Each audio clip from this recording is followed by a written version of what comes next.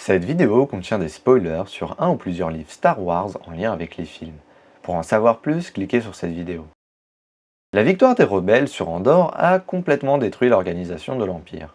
Pendant que la Nouvelle République reprenait le contrôle sur la galaxie, l'Empire se réunissait dans les fins fonds de la galaxie pour tenter de sauver ce qui pouvait encore l'être. Au fil des batailles perdues, l'Empire dut se résigner à signer un traité de non-agression entre les deux camps, la Concordance galactique. Une guerre froide débuta, ainsi qu'une guerre civile, mais au fil du temps, et surtout après le désarmement massif de la galaxie, les tensions s'apaisèrent. Mais certains irréductibles de l'Empire se regroupèrent dans des régions inconnues de la galaxie pour former le mystérieux Premier Ordre.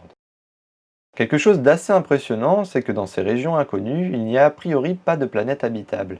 Et peut-être pour cette raison, ou tout simplement par choix, le Premier Ordre s'est développé au sein même de ses propres vaisseaux. Et donc les premières personnes qui s'étaient regroupées dans les régions inconnues de la galaxie ont fait des enfants au sein même de ces vaisseaux, qui eux-mêmes ont fait des enfants dans ces vaisseaux. Et c'est quelque chose en plus que n'avait pas l'Empire sur l'endoctrinement de ses soldats. Après la guerre des clones, l'Empire s'est mis à former et recruter des personnes de la galaxie. Le problème pour l'Empire, c'est que ces personnes avaient forcément reçu une éducation, des valeurs ou une culture propre à leurs parents, planètes ou autres. Et par exemple, après la destruction d'Alderaan, beaucoup de soldats se sont rendus compte que l'Empire était en désaccord avec les valeurs qu'on leur avait inculquées quand ils étaient petits. Mais pour le Premier Ordre, ce phénomène n'a pas de raison d'exister, car la plupart des personnes du Premier Ordre n'ont jamais quitté leur vaisseau de leur vie. Ils sont formés à bord de ces vaisseaux à toutes sortes de combats et ne connaissent que la version de l'histoire du Premier Ordre. Si on prend l'exemple du général Hux, il a grandi en entendant les légendes des grands impériaux et comment l'Empire avait sauvé la galaxie des violences de la guerre des clones. Il est persuadé que la galaxie a besoin d'être sauvée d'elle-même. Un autre point important, c'est que dû au fait que la Nouvelle République ait pratiquement désarmé toute la galaxie pour éviter tout conflit majeur,